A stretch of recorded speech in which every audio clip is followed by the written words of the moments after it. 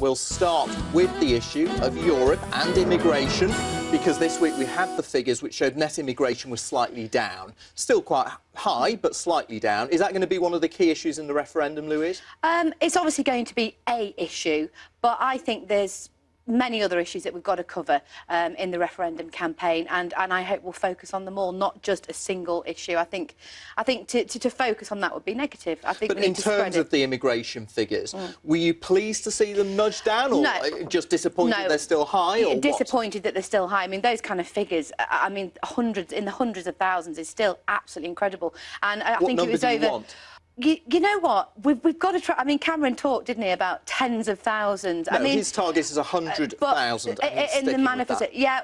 Fair enough. What I want to see is, let's not talk about numbers, let's talk about the quality of people, not the quantity of people. Let's get the right people with the right skills here in the northwest and across the country. That's the kind of immigration I want to see. I'm not quite sure why we keep having the Norway argument. We're not Norway, we're Great Britain. And there's dozens of countries who trade with the European Union across the world who don't have free movement of people. Trade does not mean free movement of people. We can trade with Europe, be friends with our neighbours, but we do not have to be in this political construct, in this political union. And just to pick up on the peace point, it's NATO that has kept the peace, not the European Union. By that. The workers' rights issue, that with the greatest respect, Ivan, that's absolute nonsense. Of course I wouldn't want to. Workers' time directive, social chapter. I wouldn't want to erode workers' rights at all. What you seem to think is that we have a social Europe, and we don't.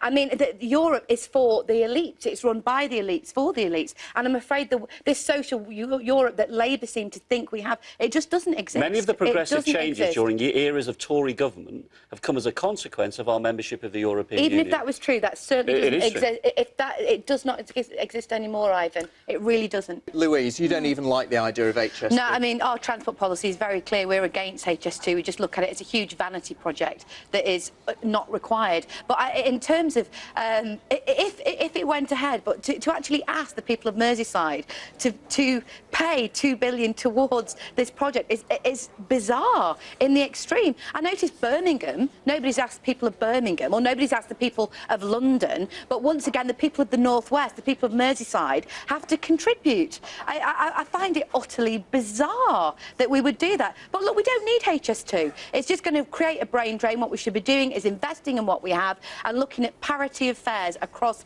the service we have at the moment. I'm incredibly excited. I mean, I'm really in favour of devolution. I want to see power return to the region. I think it's incredibly exciting. I thought Sir Richard was incredibly unfair, actually. I mean, I want my politicians, and especially the mayor, to be experienced and statesman-like. I think that's important. I don't think... Do you think he had a point when he talked about more diversity and bringing in a woman?